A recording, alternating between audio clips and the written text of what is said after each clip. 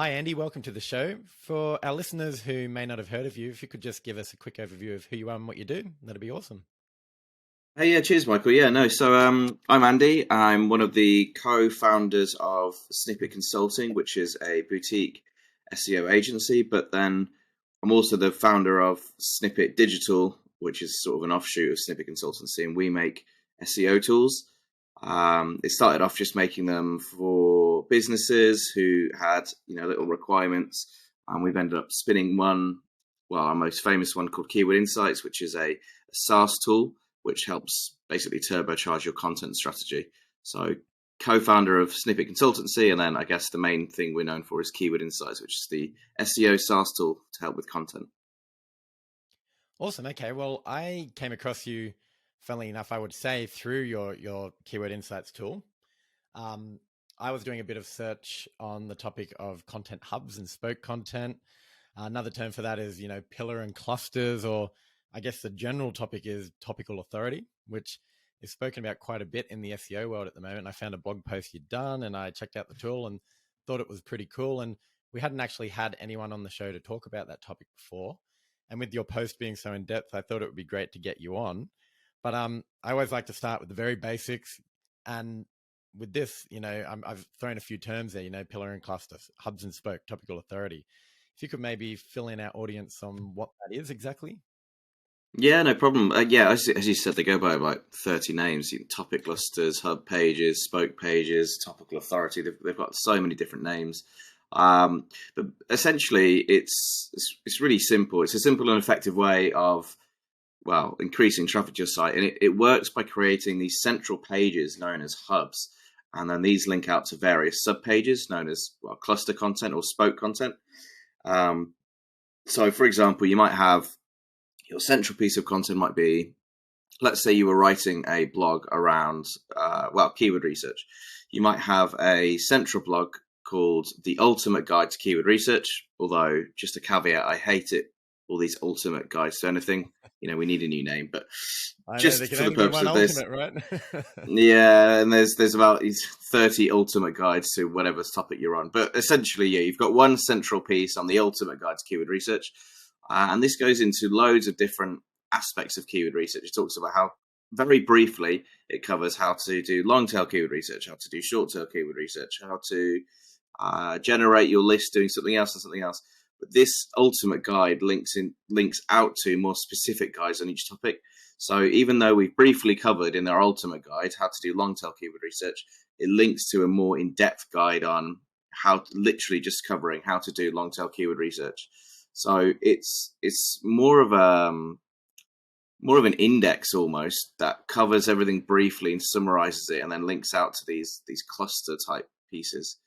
And the reason it works really well is for two reasons. First of all, if you plan, it works for planning, and it works for when you actually link them all up on your website.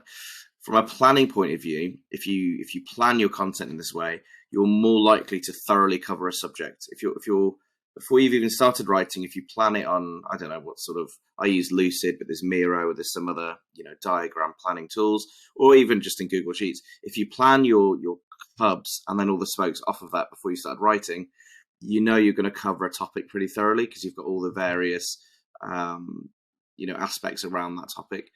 And then once you've actually written them, it works really well again because you're internally linking between everything that is topically similar, semantically similar.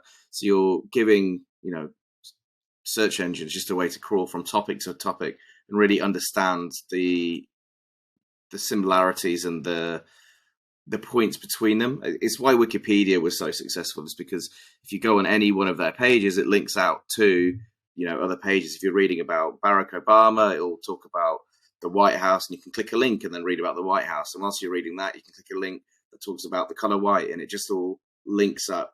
It's really good for what's another idea known as the knowledge graph, which is this idea that you cover thoroughly a topic and everything around that topic. So, Barack Obama is a person associated with the White House. The White House is a building associated with the government. The government is this idea. You're giving it all this knowledge graph information. So that's why they work. And there's a bit of theory behind, why they work.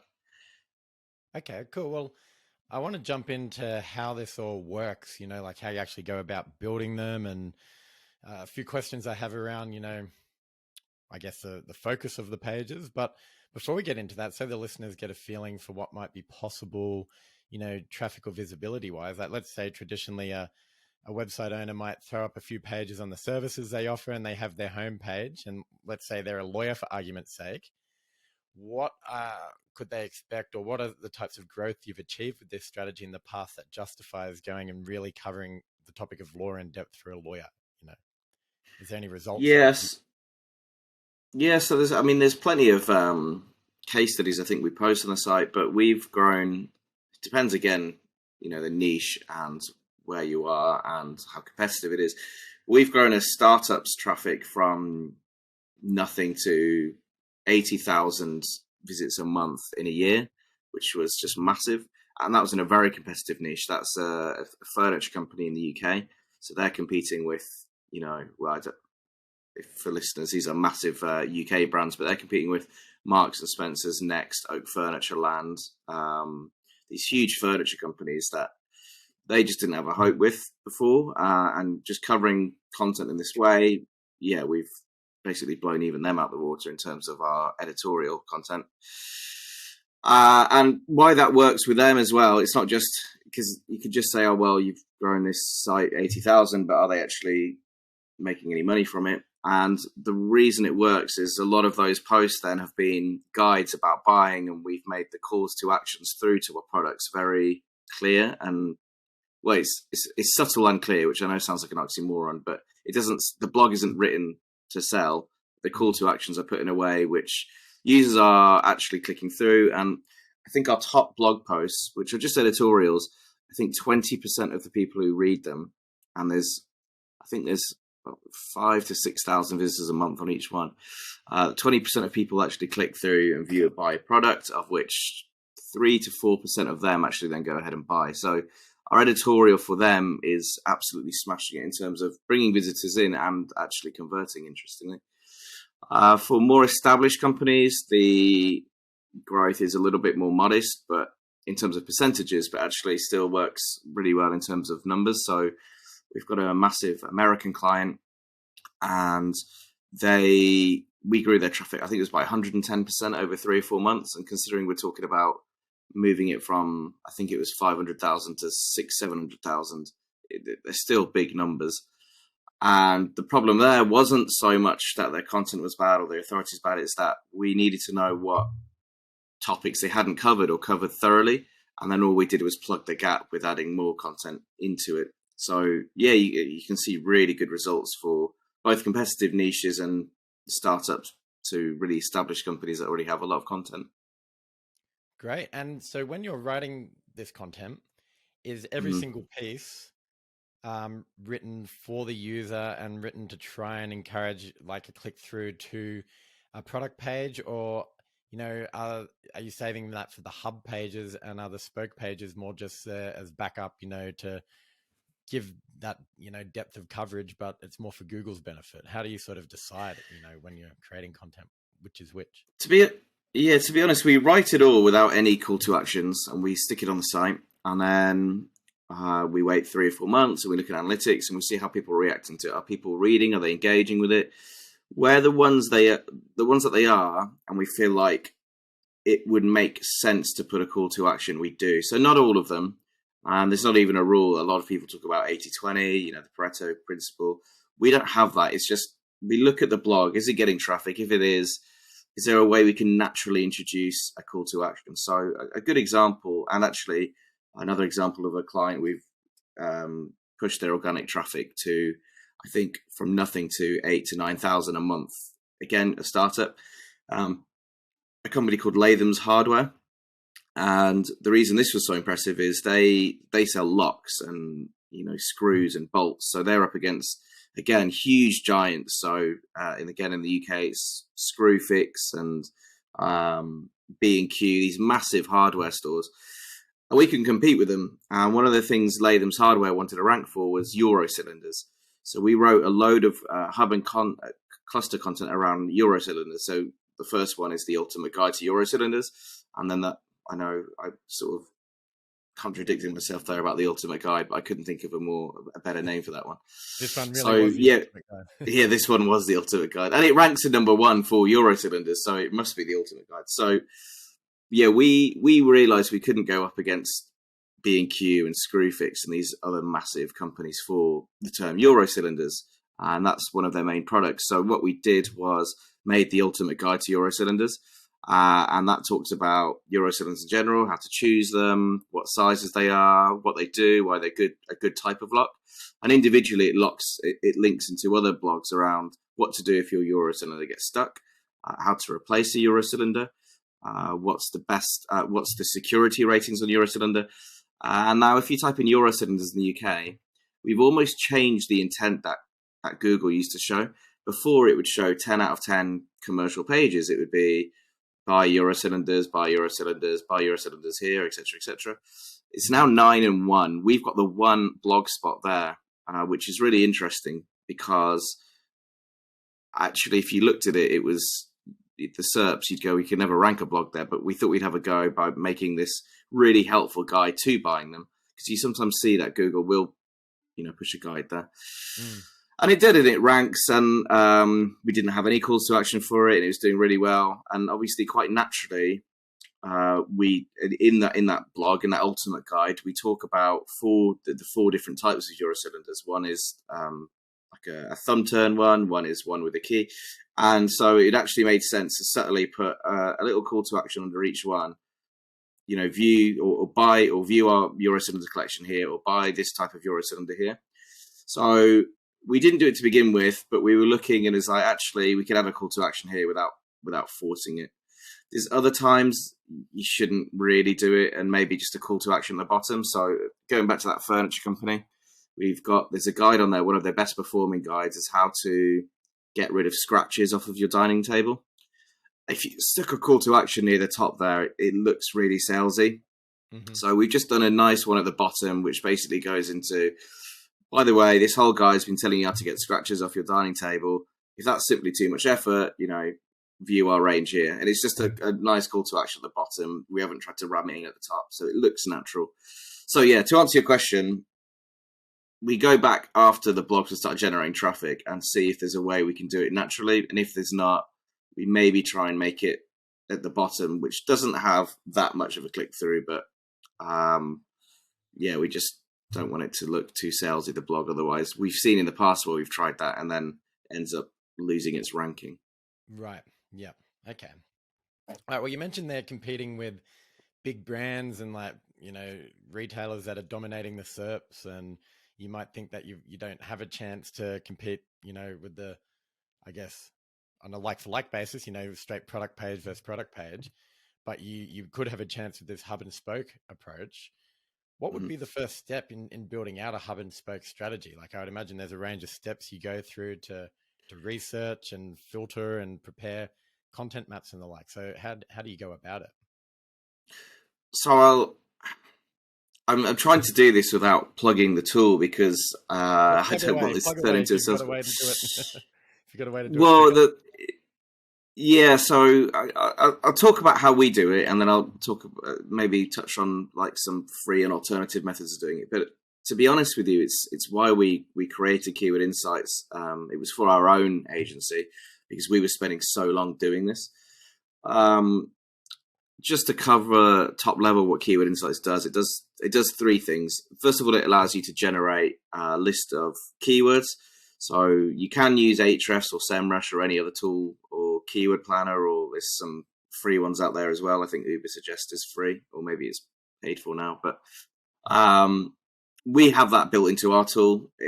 So you can plug in a seed keyword, let's call it dining tables, and we'll generate another 1,000, 2,000 odd keywords for you. Again, like I said, you can use Ahrefs or SEMrush to do that keyword research for you. And then it's got a clustering part. So that part's called keyword discovery, discovering loads of keywords around a topic. And then it's got a keyword clustering module. And what keyword clustering does is we scrape. So what we do is you dump your list of keywords, and it can be from keyword discovery within our own tool, or you can bring your own data from Ahrefs or SEMrush. Either way, you upload it into the clustering module. And what we do is analyze the search engine results for every single keyword in that list. And you can adjust the settings, but if you leave them at default, we cluster them together if a keyword shares 4 or more URLs in the top 10 in common with another keyword. So what that means is, to simplify that, what we're saying is, if this keyword shares at least 4 URLs in the top 10 with this keyword, according to Google, then Google thinks they mean the same thing. They're the same intent, so we're clustering them together.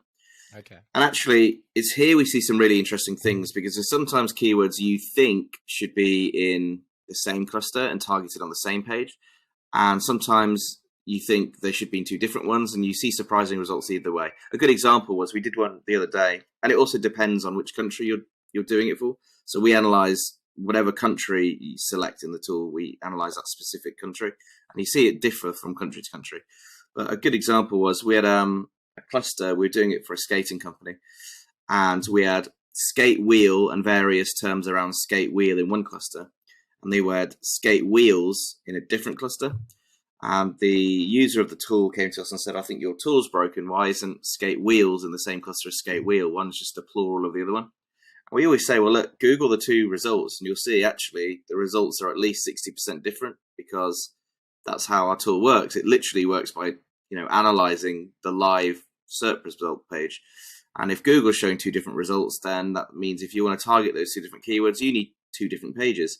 And interestingly, in that example, what was happening is, skate wheel was showing very transactional pages, where to buy them, buying them or that kind of thing. Whereas skate wheel showed more informational pages comparing the different types of wheels. So they were 2 very different keywords. Just a caveat here, where I am going to plug other free tools. There are free clustering is very useful for basically grouping keywords together and working out what pages you need to create. There are free versions of clustering that uses NLP, natural language processing. The problem, and there's loads of great scripts out there, there's loads of free tools out there. The problem with using NLP is, in that example I've just given, it would group skate wheel and skate wheels together, because on a word vector diagram, those 2 words mean the same thing. Yeah. That's why we actually scrape search result pages and analyze search result pages, because we're playing in Google's universe, right? So we want to optimize to what Google's showing, not to what natural language processing, not to what you and me think the same thing means. So there are free tools out there to cluster, and it will still be useful. The reason we have a paid tool is because we are, we're literally analyzing the live search result. So there's that. Anyway, coming back to clustering. So by grouping these keywords together, we're already showing you, and you get this report, it will show you these keywords can be targeted on the same page, these keywords can be targeted on the same page, these keywords can be, so you can see what pages you need to create.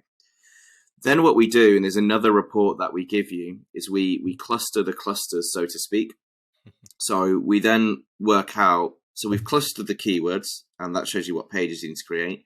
And then what we do is cluster the clusters, which means we then work out how the clusters are related to each other. And we do use natural language processing for that. And then what you'll see in the report is this drop down, and it will have a head cluster, and it will show you all the related clusters under that. So you can really quickly see the head cluster is your hub, and you can see all the clusters that form under that. So it's a really quick way for us to dump in thousands of keywords, and within 5 to 10 minutes, or depending how many keywords you put in. If you dump in 1,000 keywords, it'll take 5 to 10 minutes. If you dump in 250,000 keywords, it'll take 2 or 3 hours. But it's a very quick way for us to dump it all in and quickly find all the clusters and spokes. How I used to do this for free, just if you don't want to use a paid tool, is first of all, I would use the free clustering tools out there. And like I said, if you just type in free clustering, you'll get loads. I have said as the caveat, there is an issue with that, in that it will be grouping keywords together that Google wouldn't group together. But I used to use a free tool, and then I would manually be going through and adding filters to, let's say it was anything to do with scratches. I'd add a filter on my keyword table to find all the clusters that had scratches. And then I'd put another filter on to do with everything to do with oak tables. And I'd basically be manually trying to find my cluster and hubs like that. But yeah, that's why we invented the clustering tool.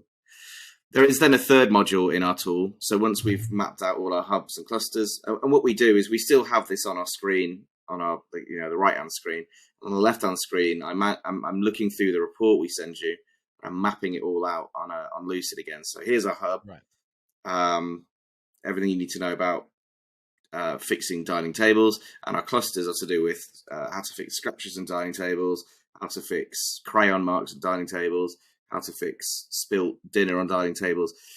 And because we've clustered them together using live result pages, we know that these group of keywords can be targeted on this page, these can be targeted on this page. And yeah, I'm just mapping them out on Lucid or Miro. A lot of people would use Excel or Google Sheets. I am more visual than that, and I like to then plan all the internal links between all the clusters themselves and all the hubs. Because another problem people have is they think if you've got a hub and a cluster, a hub or a topic, don't just make them in isolation of each other. Hubs can link to other hubs, and clusters can link to other clusters. They don't. 100%. It's still not siloed 100%, and it definitely shouldn't be. So that's why I use Lucid, because then I start mapping the links between various hubs and things as well. That was quite long-winded. Did that make sense? No, it totally makes sense. Like okay. I've personally, when I've done this stuff in the past, I would, get my big keyword lists, expand on the seed keywords, dump them into Excel, and then apply a bunch of filters and just filter stuff based on a hunch, I guess, stuff that looks like it should go together, and then map it out in Excel. So, I'd have the hierarchy of pages and then different hubs beneath that. So this approach that you've got here, where you're looking at what Google is telling you in plain sight, these are the things that are relevant or related to inform your maps, makes a lot of sense. I want to go to the very start of it. You mentioned putting seed keywords into a tool like Keyword Insights or Ahrefs or SEMrush. What's your process for finding seed keywords? Like, are you going as deep as pulling up all of the competitors in a space and pulling, I guess, keyword themes off their site, and then maybe looking at questions and answers?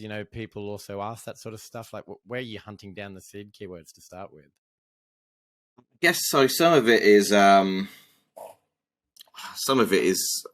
you can't really put a process on it. It's just obvious. So in the table, let's say going back to the furniture company example, we know we want to write about dining tables.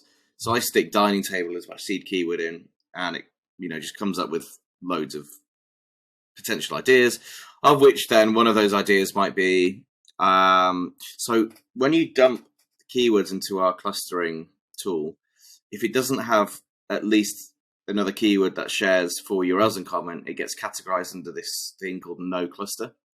So what happens is when you get your report, you've got, let's say you stick 1,000 keywords in there. That 1,000 keywords might turn into 50 clusters. And then one of those clusters is a big one called no cluster. And that's full of all the keywords that didn't have anything in common. And I go through that. So if it's just stuck in dining tables, there'd probably be a lot of keywords clustered around dining tables, kitchen tables, dining tables, where to buy dining table, all that. And then in the no cluster, there might be how to get rid of a scratch from a dining table, because it might be, well, that had nothing in common with the other 999.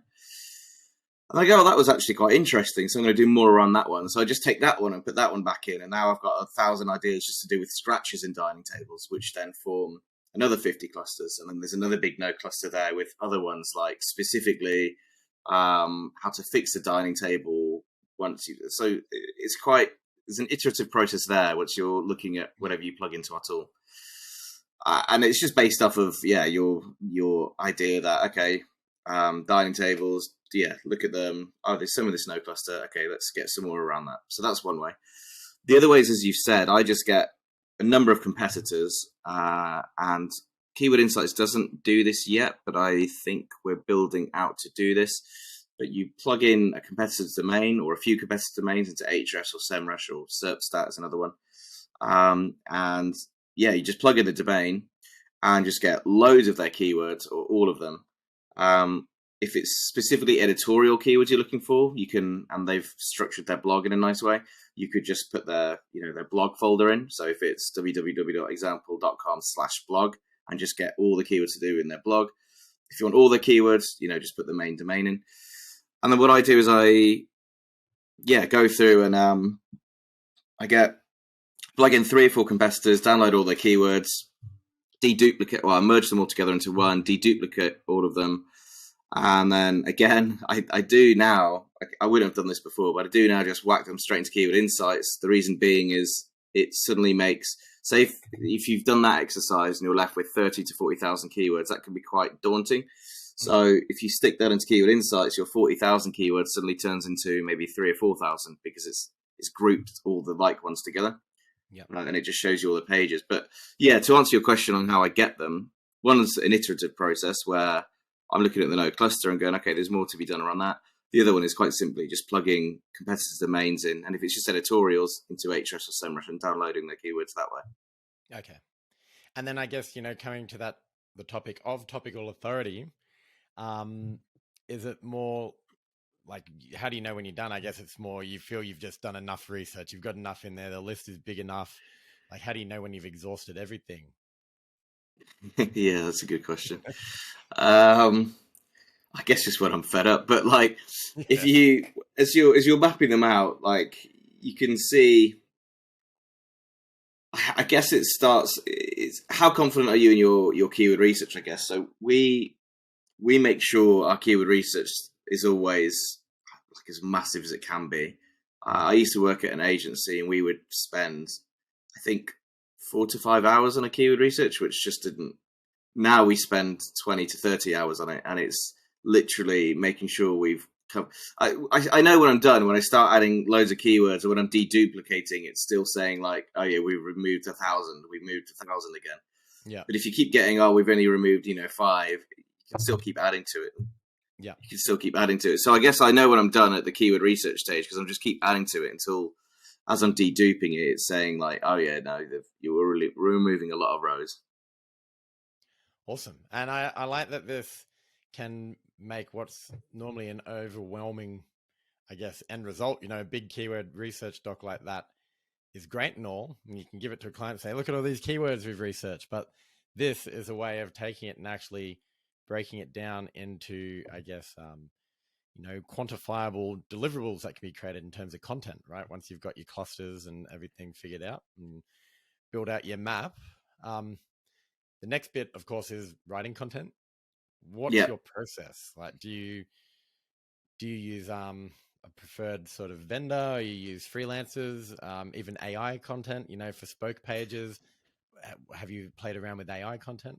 How do you approach content writing? Yeah, so the third module in Keyword Insights is, and it was only released 2 weeks ago, but it is a content outlining tool or a content briefing tool.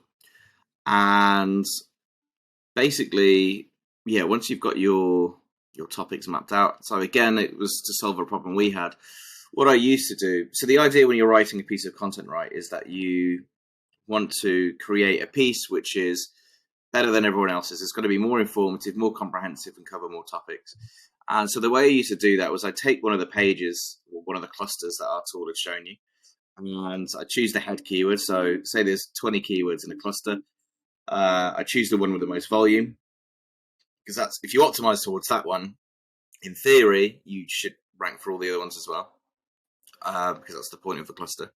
So I'd look at that head keyword, and then I'd Google that, and then I'd open up a tab for each of the 20 results. And what I'd be doing is scanning down and basically just pulling in all the headings, the heading twos, and rewording them slightly, but pulling in all the headings that had to, basically, what ranks in position 1 isn't necessarily the most comprehensive. It might cover quite a few topics that the one in position 2 isn't, but position 2 might also cover quite a few topics that position 1 doesn't, and position 3 might have a different angle altogether.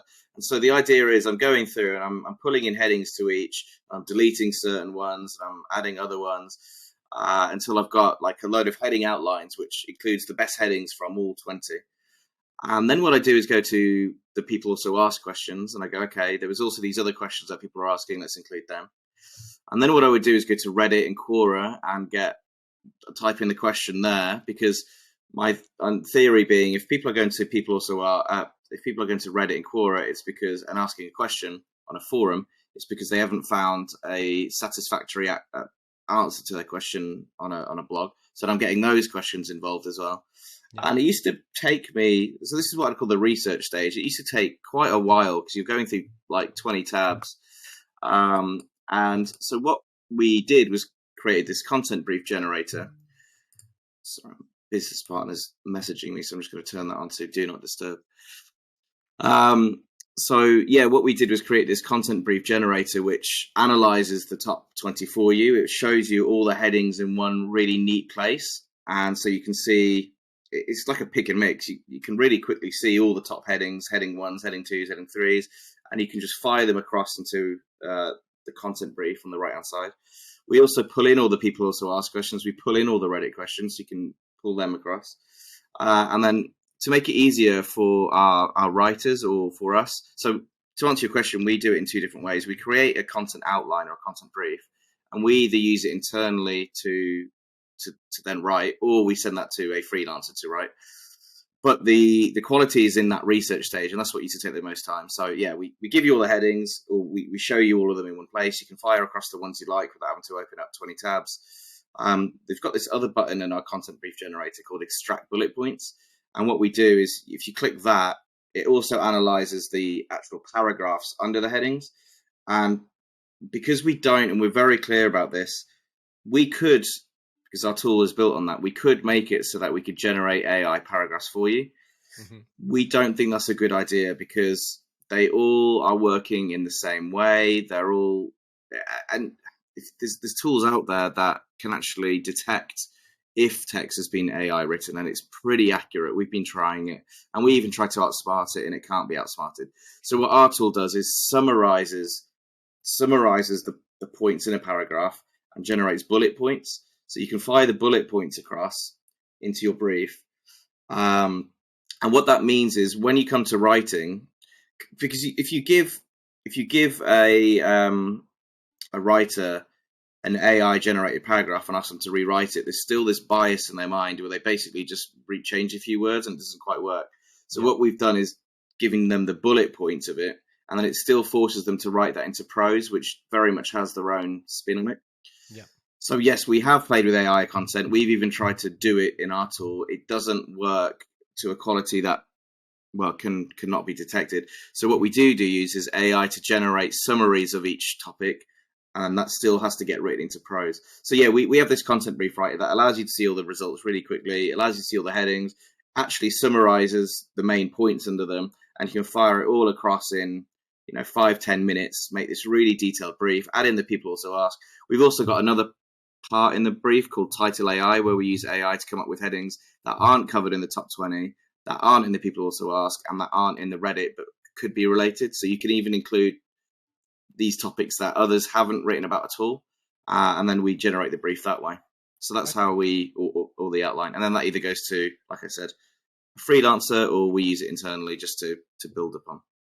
Cool.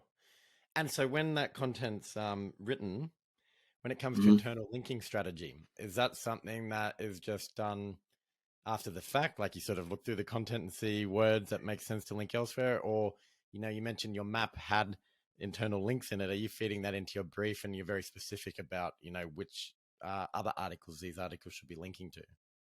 Yeah, so that's part of the brief. We have notes saying this should link to this one, and this one. If it's not already written yet, just it's in a spreadsheet so that when it's live, we remember, where they are going to be linking to.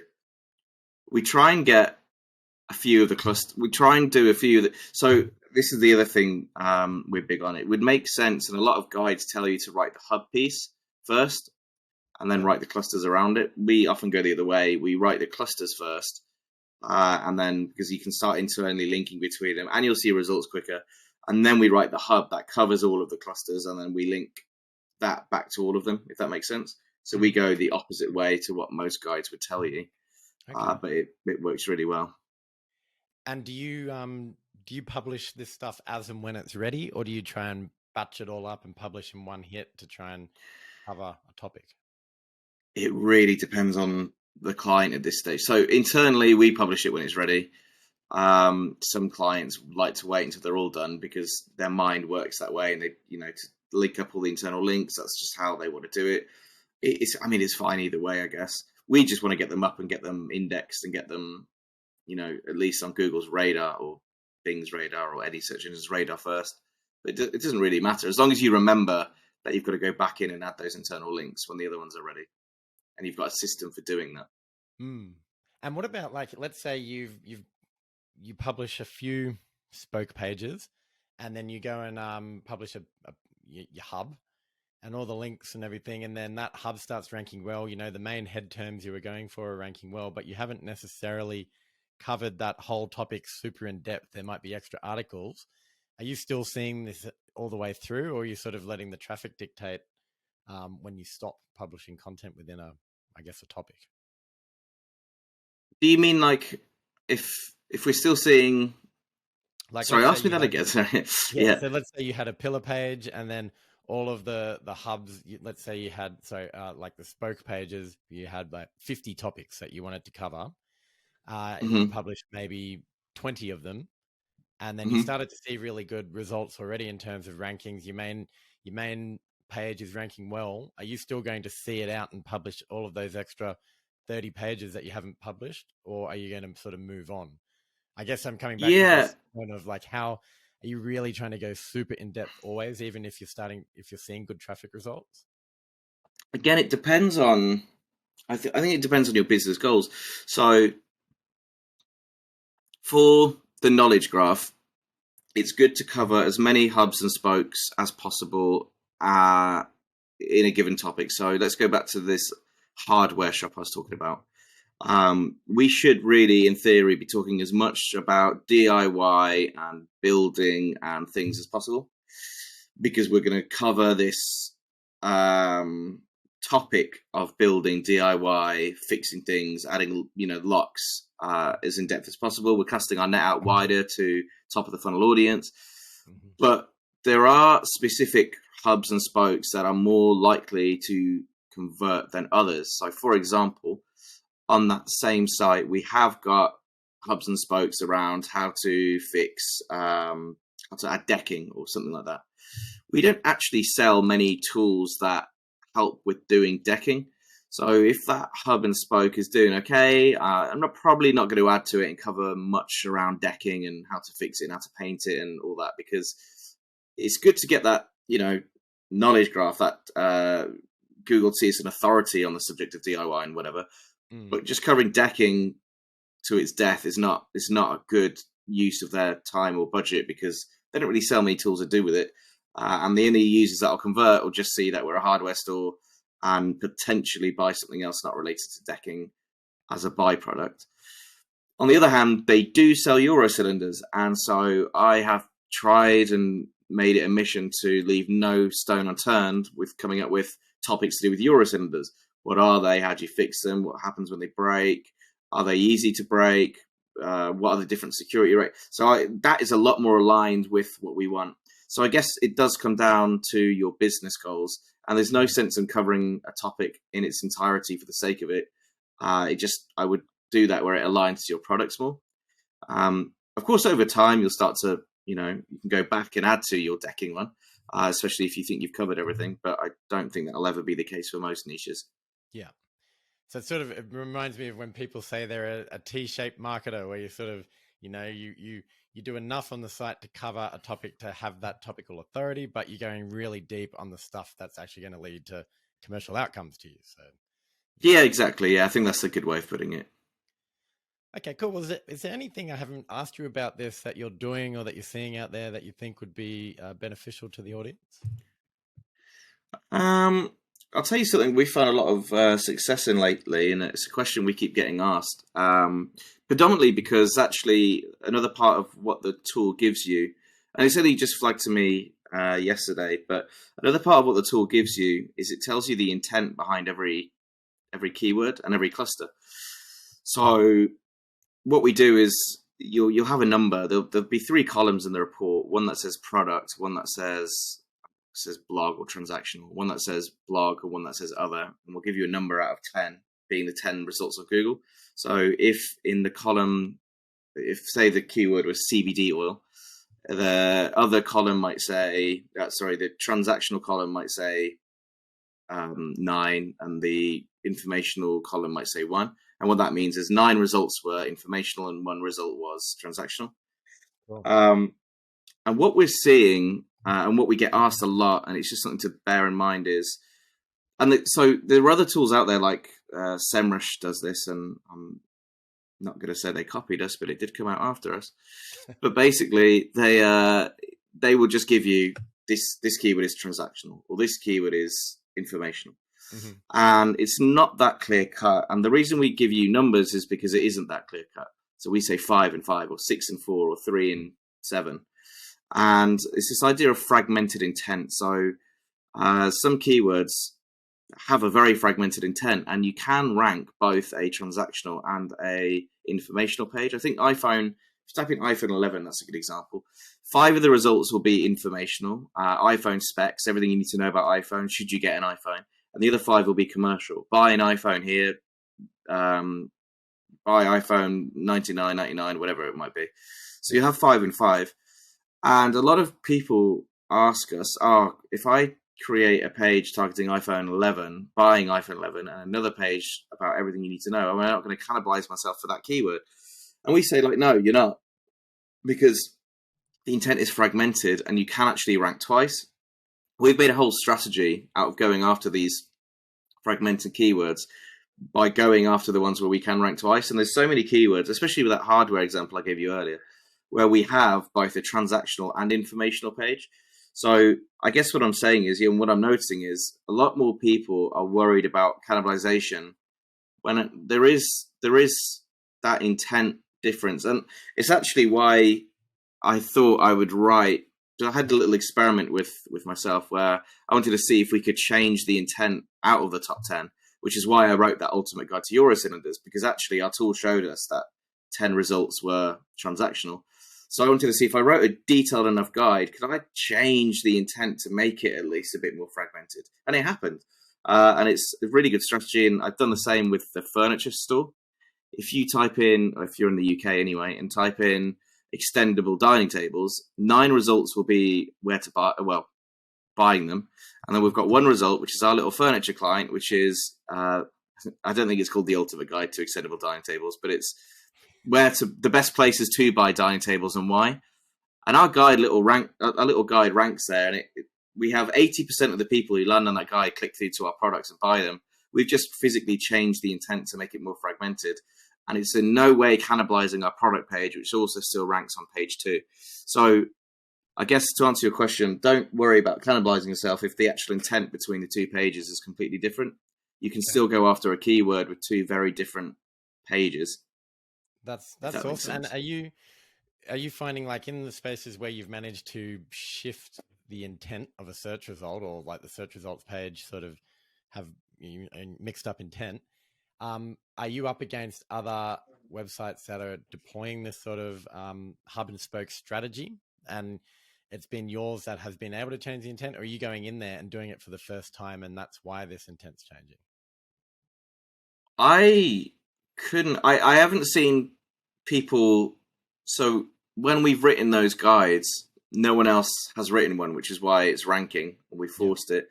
In terms of the hub and the spoke, I haven't seen anyone. So with a small startup ones like Latham's Hardware and the furniture store, I mean, these teams with these huge sites like Screwfix and B&Q have amazing SEO teams behind them, and the content they write is really good. But because they've got the authority that those sites have, they don't. If you really analyze their hubs and spokes and how they've linked all their content together, they haven't really ever covered a content, like a piece, any particular topic in a huge amount of detail, because they haven't felt as though they've needed to, which is where we've come in and capitalized on that. And it actually comes down to the quality of your keyword research there, nothing to do with you planning your hubs and spokes. It's going after, like I said, the keywords, that being very thorough in covering a topic and making sure you've got every keyword that covers that. So I didn't mention it earlier because this talk wasn't about keyword research, but as part of our keyword research, we actually, once we've got the seed keywords or the big group, we then actually scrape Reddit for a lot of those questions, and then we use the Reddit questions, and we actually use AI to summarize the Reddit questions. So, because people on Reddit ask things in really weird ways, like, "Hey guys, anyone done?" That's not, you don't want a keyword that starts with "Hey guys" in your keyword research. So we actually use a bit of AI to just summarize it. So if it was, "Hey guys, anyone know how I can replace a Eurolock?" we summarize that as replace Eurolock, and then we scrape all the people also ask questions to do with Eurolocks, and then we add that to our keyword research as well. So we've got like a really thorough. We know we're covering even these long tail keywords that are being asked on forums that perhaps won't show up in keyword tools. So we're covering our topics in a lot more detail than the established guys. And if you don't have access to AI and stuff, you don't need to do that. That all sounds very complex. There are, again, free ways or cheap ways to do this. So I would go and open a Reddit, or open, if you're in the medical niche, there's loads of medical sites where people ask questions. There's literally a forum for everything. Yeah. If you're a Shopify store, or you want to sell shop, because I had a Shopify client recently, and he wanted to create, as in he sells Shopify apps. He didn't have a Shopify store. He sells literally Shopify apps. So we went on the Shopify community and we got loads of questions from the community. And he didn't have the tech to obviously run it and scrape it and use AI. So to give you something actionable, we just had the community up on one page and we had an Excel sheet on the other. And there are little extensions you can get where you can just click and scrape all on one page. So we did that, got a load of questions, and then we just dumped them into People Also Ask. There's a cheap tool by a gentleman known as Mark called, I think it's called People Also Ask, actually. People Also Ask. Yeah, People Also Ask. It's really, it's called alsoasks.com. Yes. I played around with that tool, yeah. Yeah, so you could just upload all of the questions you've just manually taken from a community or a forum into that, and then it will send a CSV with all the long tail questions. And honestly, go after them as well. Like all the People Also Ask questions, these are 0 volume keywords. If you start going after them, and to plug our tool again, if you cluster them together, you'll also then get all the questions that are very similar in nature. So we did this the other day. We had 3,000, 4,000 keywords, which generated another 2,000 or 3,000 People Also Ask questions. And when we clustered all the People Also Ask questions along with the forum questions, there was loads of 0 volume keywords, but there was like 50 to 60 of them in each cluster. So you can imagine keyword tools aren't picking them up because people are asking the same question in about 1,000 different ways. So you don't have to cluster them or do that. I'm just saying that just from our little experiment, we found that People Also Ask questions and forum questions, when we scrape tons and tons of them and cluster them together, there were just loads and loads and loads in a cluster. All that's had 0, but the fact was they have 0 because people are just asking them in 100 different ways. Yeah. So I guess what I'm saying is, even when you look at a People Also Ask and it says 0 volume, I can guarantee if you optimize towards it, just based on our research, people have asked that in 1,000 different ways across forums as well. So definitely worth creating articles around that. Yeah. Awesome.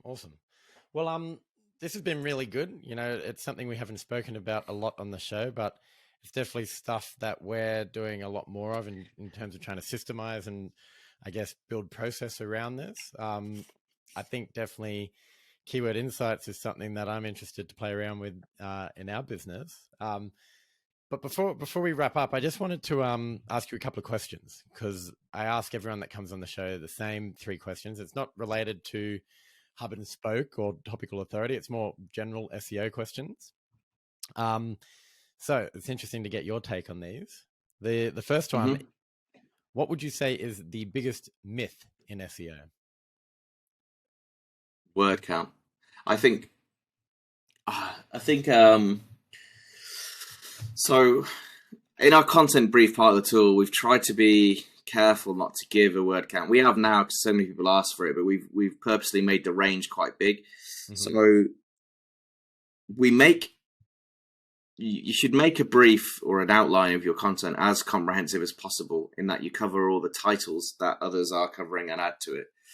But in terms of the actual content that goes under those titles, in terms of answering the question that title is, it doesn't need to be long if it doesn't have to. And actually, for some topics, the brief doesn't even have to be long.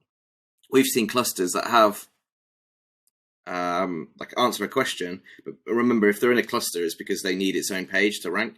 We've seen clusters that answer a question in literally 200 or 300 words and go after it and write 200 or 300 words. You might get a bit more if there's a few People Also Ask questions that you can also add there, It doesn't need to be long if it doesn't have to be. Just answer it comprehensively and don't waffle. I've got this thing with writers who waffle, and I try and not tell them. I think it's the word blog. When you tell them they're writing a blog, their mind goes into this idea where they either go really chatty and informal. I think I'm a writer's nightmare because there's a load of things I hate. I hate rhetorical questions. Mm-hmm. I hate this. I hate this sentence that everyone uses, especially in sales copy. Whether you're looking for this or this is sure to be the thing for you. I hate all of that, and I try and get rid of that. So I try not tell. I tell our writers they're not writing a blog; they're writing a guide or something. And just that shifted mindset, because I don't know what it is. When you tell someone that it's a blog, which is why I hate the word blog, they suddenly start going, "Oh, it's a chatty thing," and they ask these rhetorical questions. If you're looking to buy a new table, this is the guide for you. Why not read more? It's just I hate it. Yeah. So getting rid of all that waffle and just going, this guide will help you do this. I think that's better, and you don't need to worry about word count. Yeah, I agree. It's like with sales copywriting. You're writing a headline and a subheadline. You want to write it and then get rid of as many words from it as possible to really make it cut through. And I think with content in general, that needs to happen a lot more because the big ones like recipe sites, for example, you got to read like 500 words about this person's history with the recipe before you even get to the recipe. Yeah. It's so frustrating. All right. Well, so word count is the biggest myth. That's the myth. Okay. What would you say is the most underrated thing in SEO? Internal linking, probably. We've seen massive results just going through. So everyone talks about backlinks and they're great, but we've seen massive results just by going through and just optimizing our internal links. And there's loads of ways you can do it. We've actually got a little internal. I think there's a free script actually I've seen out there. I'll have a look for it and post it after. But we've got our own script which looks at each URL and groups them together if there's something similar. If they're talking about something similar, so you can find internal links that way. Mm-hmm. Ahrefs has a thing within it that allows you to basically. The problem with Ahrefs one is it looks for if you've actually used the keyword, which is a good way of doing it, but it's not the only way because two topics might have a lot in common, but you might not have used a keyword. So Ahrefs looks for anchor text that you can include internal links.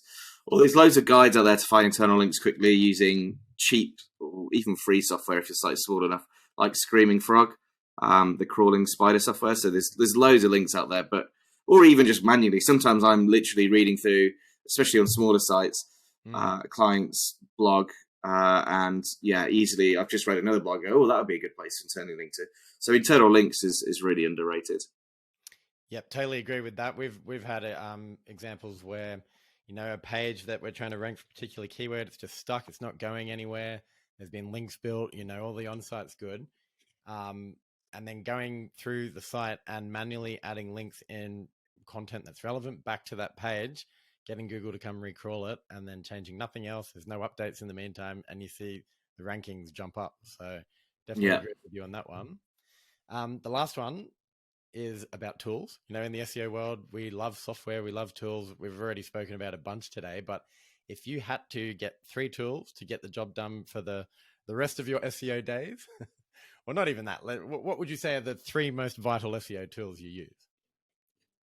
I'm not going to plug our own one. So our own one aside, because we made it because it's useful. So keyword insights aside, I would use what sort of size are we aiming at? Because again, it depends on the site. Because there's some of these tools that have ridiculous pricing points for like enterprise clients, and I worked at an enterprise agency, and I think we use them a handful of times. So I guess ones that are transferable to all are an Ahrefs or a SEMrush, and go whichever way you want. I find Ahrefs a lot easier to use. I think SEMrush has lost its way a bit, just cramming loads of stuff in. So Ahrefs, I would then look at something like Screaming Frog, definitely. That's a must. I couldn't live without that one. If I use that daily. And what other one do I use that wouldn't be? I want to see. We used to use 3 or 4, and that's what we just made our own one because we combined it all into that one. Yes. Screaming Frog, Ahrefs, and a VPN or something like. There's it's called SERP something. We do a lot of work in different countries and stuff, so I like to see the results in different places. So I use, what's it called? SEO browse. It's like I can view the search from different places, but aware that might not be completely relevant to people who aren't doing that. But that's the one that we use a lot of. Okay, we use a VPN for that. It's pretty cool that there's a sort of in-browser type thing, it sounds like there. So that's interesting. Yeah, there's a few of them actually. SEO browser is a good one, but there's some other ones as well. Okay, well, awesome. Well, that's been a really great chat, and an introduction to this topic, and it's been really great finding out how you go about things there. I'm sure people that are listening are probably going to be interested and they want to check out Keyword Insights or Snippet Digital or even yourself directly. So, if people want to go find out a bit more about you or get in touch, where can they go? So actually, can I just quickly change one of my answers? I just remembered sure. a tool that we use a lot of that a lot of people struggle with. Especially if you're doing tech SEO, there's this there's a company called Merck. What's it called? It's technicalseo.com, and it's great for free tools. There's loads of free tools on it. technicalseo.com/tools, and on that there's I'm just looking at them now because I use it daily. There's so many. There's the main one I use is the robots.txt tester. So the amount of people who, and I've never found another tool that does the same thing. The amount of people who want to actually see if they've blocked their URL accidentally in robots.txt, this will test that. This also tests your htaccess file. It also does fetch and renders, hreflang testing. It's got so many things on there. So it's free, and that's a really good tool that we use daily. But yeah, sorry. Yeah. Going back to your question. So I'm on Twitter, funnily enough, under the tag Digital Quokka, and I'm aware I'm speaking to an Australian, so hopefully you'll know what a quokka is, but not many people do. Very much. Have you got any Yeah, heaps. The reason I chose it is because I absolutely love them, and it was a really bad. So my original, when I was the first freelancer, my domain was digitalquokka.com. My handle was Digital Quokka, and it presented me with so many issues that people didn't know how to spell quokka. They didn't know what quokka was. It put more problems than it caused. More problems than it solved. So I changed everything, rebranded. It's just my personal website is now andychadwick.com, which is dull. Definitely check out keywordinsights.ai, which is our tool. My Twitter is still Digital Quokka because I found the guy who owns Andy Chadwick as a Twitter handle, and I reached out to him and he wanted money for it, which is fine. And I changed it, and then I realized I'd lost everything I was ever tagged in, which was bad. So I had to change it back again, so I've paid for a Twitter handle I don't use now, and someone else has probably nicked it. But yeah, Digital Quokka on Twitter, Andy Chadwick on LinkedIn. Andy Chadwick's my website. Keyword Insights is our tool. Awesome. Well, Andy, it's been really great chatting to you. Thanks for joining us on the show today, and I've really enjoyed it. No, thank you very much, and I've really enjoyed it. Thanks for listening to me and for your time as well.